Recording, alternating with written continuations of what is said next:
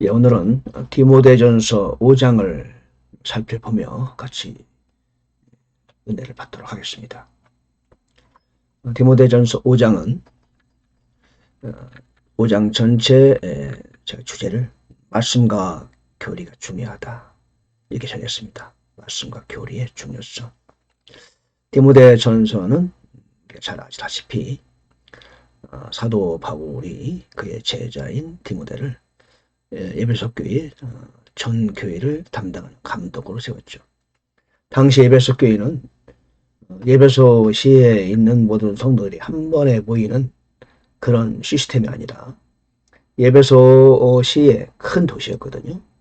그 안에 모임이 여러 개가 있었어요. 그리고 각 모임마다 이제 책임자가 있었죠. 그 책임자를 세우는 그런 총감독, 총책임자 역할을 디모다가 하게 했다. 그 에베소 교회의 전체 시의 모든 교회를 통틀어서 에베소 교회다. 그렇게 명칭하고 있는 거죠.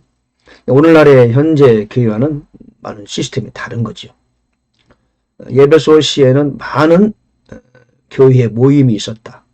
그 거의 모임마다 모임을 관리하고 감독하는 감독이 있었고 전체 그 모임 교회를 관장하는 그 감독이 바로 이제 디모데가 됐다는 거죠.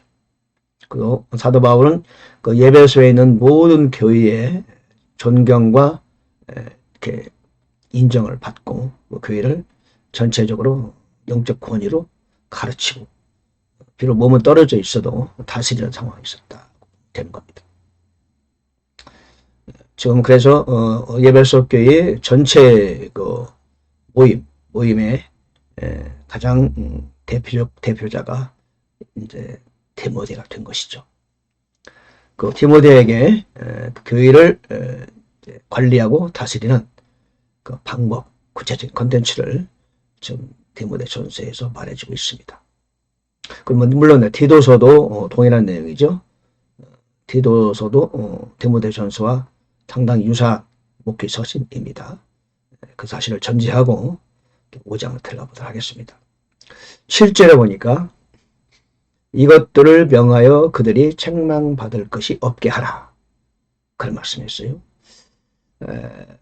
이것들을 명하여 그들이 책망받을 것이 없게 하라. 이게 바로 목자의 역할이죠.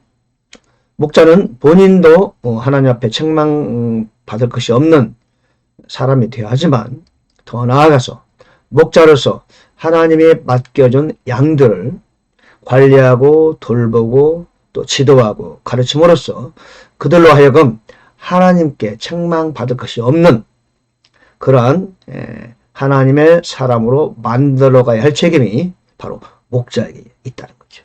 이건 바로 목자의 또 다른 역할이죠. 화면을 보시면은 자 1번에 보니까 책망받을 것이 없도록 하라. 그러니까 목자는 교회의 영적 지도자는 본인을 영적으로 관리를 해야지요.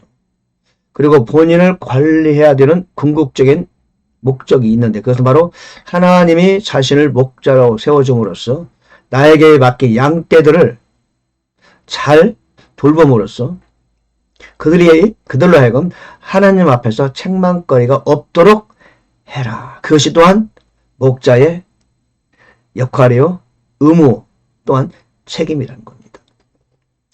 양떼가 잘못되면 누구 책임이다? 예, 양들은 각자의 책임도 있지만 더불어 목자의 책임이 있다는 거죠. 그렇죠? 그럼 우리가 내가 좋은 그리스도인이다. 그렇다면 하나님께서는 내가 목사가 아니라 할지라도 나에게 양들을 붙여주십니다. 내가 케어하고 돌봐야 될 양들이죠. 그리고 내가 좋은 그리스도인 한다면은 나만의 신앙의 여정을 가는 게 아니고 그들과 함께 동반자로서 내가 돌보는 그들에 대한 책임감과 의무감을 함께 가져야 된다. 그런 사람이 하나님이 원하시는 좋은 그리스도인이 되는 거죠. 나 혼자 복받고 은혜 받고 하나님이 기뻐하는 삶을 사는 것이 전부가 아니라는 겁니다.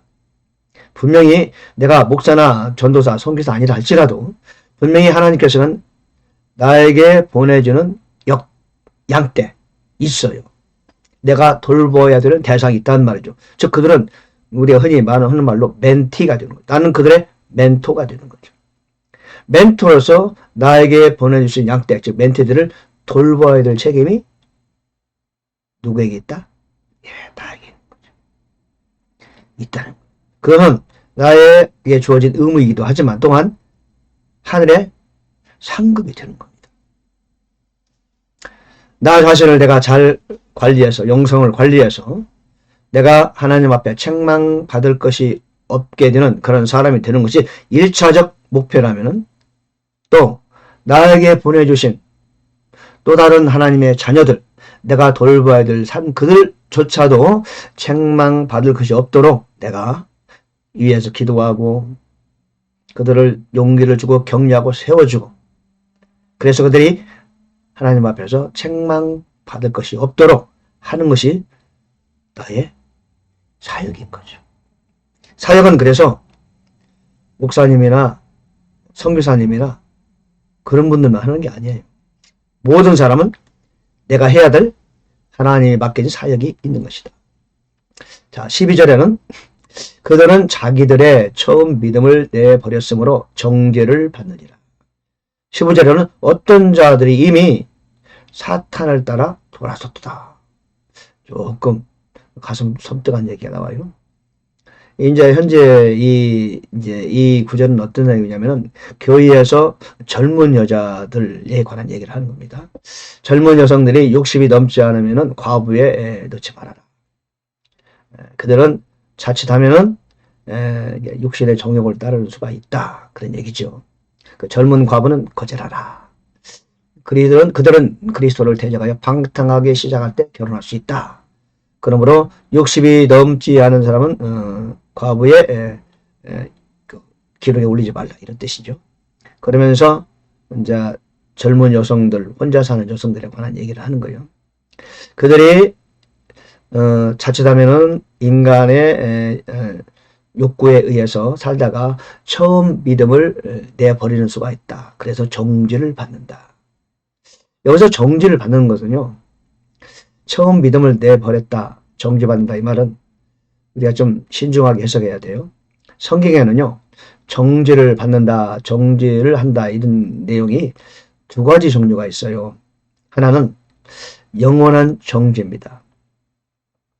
정죄를 받는다, 영원한 정죄를 받는다. 우리는 영원한 정죄에서 해방됐다. 그런 영원한 정죄, 지옥 간다는 거죠. 그런 의미의 정죄가 있고, 두 번째는 일시적인 정죄입니다. 우리가 하나님의 자녀가 되었음에도 불구하고 우리가 죄를 지게 되면 정죄를 받는 거죠. 죄를 짓는다고 없어지는 게 아니에요.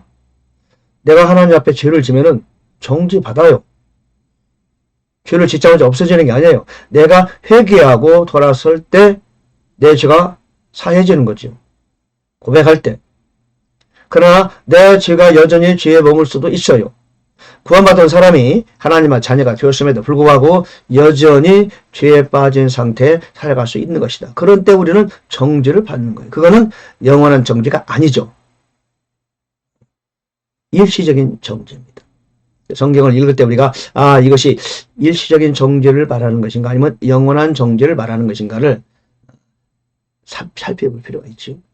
여기서 말하는 것은요, 12절에서 그들은 자기들의 처음 믿음을 내버렸으므로 정죄를 받느니라. 이거는 영원한 정죄를 말하는 게 아닙니다. 이미 이들은 하나님의 자녀입니다. 그리고 젊은 여자분이 살다가 때로는 자신도 모르게 육신의 정욕을 따라서 인간적인 판단을 할 경우 실수할 수가 있다. 그런 때는 정죄받는다. 어떤 자들이 이미 사탄을 따라 돌아섰도다. 15절. 이제는 이렇게 돌아서기 어려운 지경까지 갔다. 그러면 이들은 지옥 가는 사람들이냐? 그렇게 말하기는 좀 어렵습니다. 개역성경에는 그러니까 12절 말씀을 15절 말씀을 이미 사탄에게 돌아간 자들도 있도다. 그렇게 말하고 있어요. 여러분, 그러나 우리가 죄를 짓고 하나님의 자녀가 죄를 짓고 사단이 좋아하는 일을 했다고 해서 그 사람이 당장 지옥 간다. 그렇게 말할 수 없어요. 빠져나와야죠. 여러분, 예수 믿는 사람 중에서도 사탄이 좋아하는 행위를 하는 사람이 있습니까? 없습니까? 얼마든지 있죠. 있을 수 있어요. 아차하고 기도를 게을리하고 말씀을 멀리하고 그러다 보면 영성생활에 게을리하다 보면은 자신도 모르는 사이에 정죄받는 길로 가며 사탄이 속아서 그냥 오랜 세월 동안 자기가 잘못하는지도 모르고 미처 깨닫지 못하고 사는 사람들이 얼마든지 있어요. 그리고 이대로 다 지옥 간다. 그렇게 쉽게 말하기는 어렵죠. 그렇죠? 하나님의 은혜로 누군가의 기도에 은혜서 어느 날 갑자기 회개, 성령의 회개 영을 부어주어서 땅을 치고 회개하며 돌아설 수 있죠. 하나님이 택한 사람이라면 언젠가는 돌아서죠. 그런 거죠. 그래서 이미 처음 믿음을 버렸으므로 정죄받는다. 심판을 받는다. 우리 개혁성경은 심판을 받는다. 그랬는데 이런 부분은 번역을 신중하게 해야 되죠. 계시록 2장 4절 5절 있잖아요. 에베소 교회에 주님께서 하신 말씀. 너희 책망할 것이 있다. 너희 처음 사랑을 버린다. 그 처음 사랑이 어디에서 떨어진지 알고 처음 사랑을 회복하라. 처음 사랑을 버렸다고 해서 지옥 간다. 그런 뜻이 아니지 않습니까? 우리도 이렇게 믿는 자로 세상을 살아가면서 때때로 주님을 멀리할 때가 있어요. 어떤 사람은 정말 길종에 헤맬 때도 있죠. 저도 그런 사람 전도하다 보면 가끔 만나요. 나도 옛날에는 은혜도 많이 받고 성령 체험 됐어요. 그런데 이런저런 이유로 제가 지금 교회도 안 나고 술 마시고 이렇게 세상에 묻혀 삽니다. 그런 사람 간혹 있잖아요. 이게 뭐예요? 사탄을 따라 사는 거예요. 정죄받는 행위를 하는 거죠. 그럼 그 사람은 희망이 없습니까? 아니죠. 그렇죠? 예전에 하나님의 사랑을 여전히 기억하고 있죠. 저도 그런 사람을 제가 몇 사람 아는 사람이 있어요. 결국에는 나중에 또 돌아오더라고 얘기하고. 사탄을 따라 돌아섰다. 그건 우리가 함부로 단정할 수 있는 것은 아니다. 이미 돌아섰지만 언제라도 돌아올 가능성은 있는 것이다. 이렇게 말할 수 있는 거죠. 여기 12절, 15절 말씀은 완전히 지옥 갈 사람이다. 그렇게 단정하기는 어렵다. 그런 말씀을 드리고 싶습니다. 자, 3장 17절에 보면은 잘 다스리는 장로들을 두 배나 존경할 자들이니 특별히 말씀과 교리로 수고하는 자들에게 그리할지니라. 그랬죠? 말씀과 교리에 수고하는 자. 오늘 5장 주제가 말씀과 교리가 중요하다. 왜 오늘 이게 중요하냐면 그래도 디모데서는 묵히 서신 아닙니까?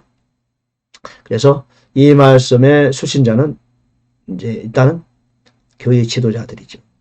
교회 지도자들 중에서도 특별히 말씀과 교리에 수고하는 사람들이 있다.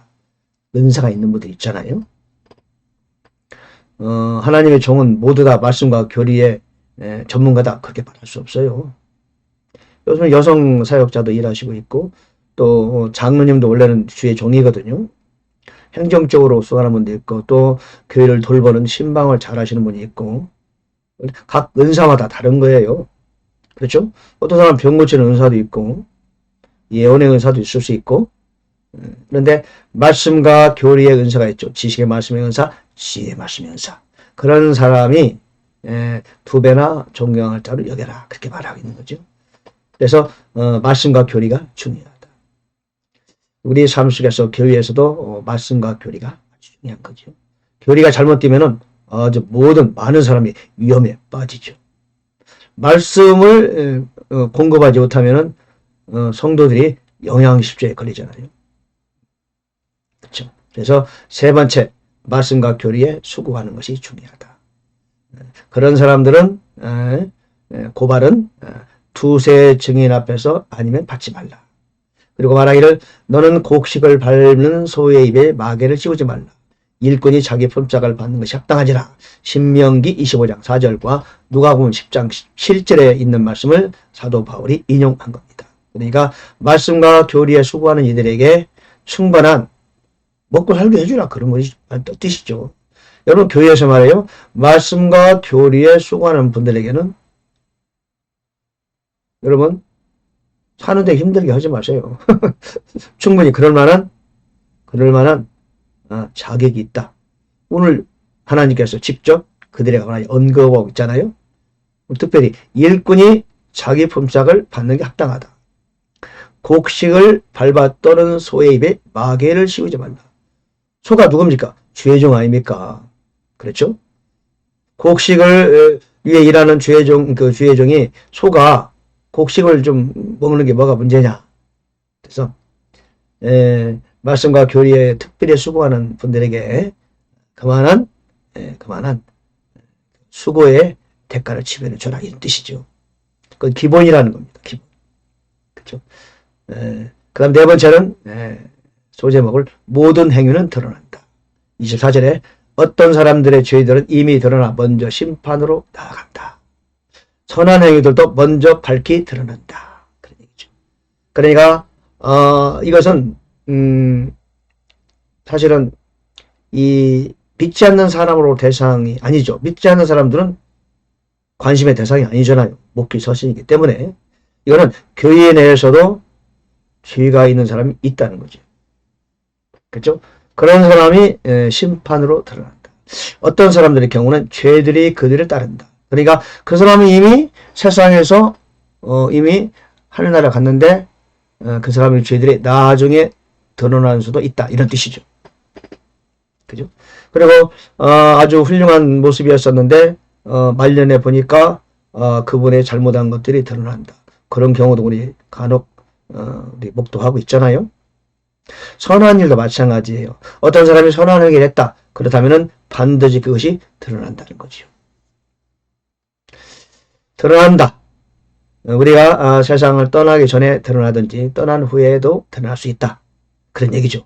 잘못한 것이 있으면은 드러나고, 선한 행위 한 것도 있으면은 말 못한 사정에 의해서 남에게 드러나지 않게 선한 행위 한 거 있잖아요. 그런 것도 드러나고, 몰래 죄를 범한 것도 드러난다.